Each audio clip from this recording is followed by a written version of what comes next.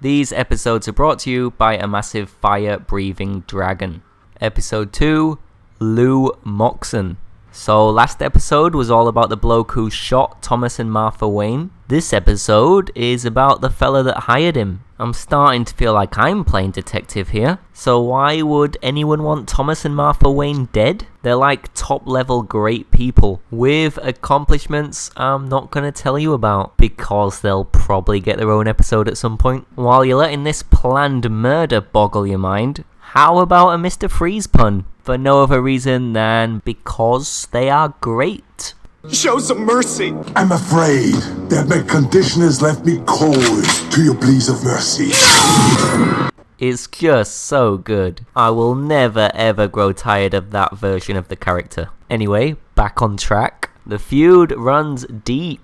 It's a lengthy history. It all started at a costume party where Thomas Wayne's costume looked a lot like a bat. There's just no end to this family's love for bats. They are absolutely batty for bats, are the Waynes. I reckon when everybody was going door to door singing Christmas carols, the Wayne family were giving it a bit of this. Bats, bats, bats, funky little bats. Bats are the critters of the night. That's just my theory anyway. So yeah, Thomas and Martha are just trying to have a good old time at a party when Thomas gets ushered away by a man with a gun, which frankly is a bit of a party pooper kind of move. The guy is just trying to have a little jig, dressed as a bat. Let him be, mate. Who then takes him to bad guy himself, Lew Moxon. Lewis then demands that Dr. Thomas Wayne removes a bullet from his shoulder. I was actually a bit disappointed the first time I found out it was called Lewis. I was hoping for something a bit more out there like Llewellyn or Lewington or even Lucifer. That certainly would have made sense with this man's corrupt ways.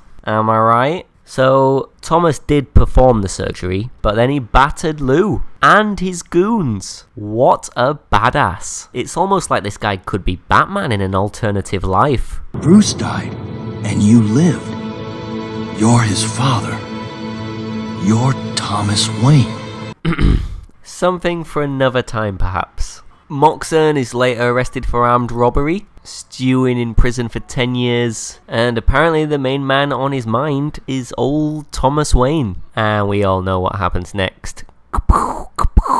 Once he's a little bit older and no longer singing bat carols, Bruce figures out of Moxon's involvement. Batman works on getting him convicted for the murder of his parents. But the little sneaky bugger is suffering from amnesia, which means he can't remember anything and can pass the lie detector test with flying colours. Although, you know, having amnesia is not that great either. In a way, he kind of already had his comeuppance. I'm just saying. He didn't need to ensure he died as well. Oops. Spoiler. I was gonna reveal that in about a minute anyway, so it's all good. To be honest, his death is super epic.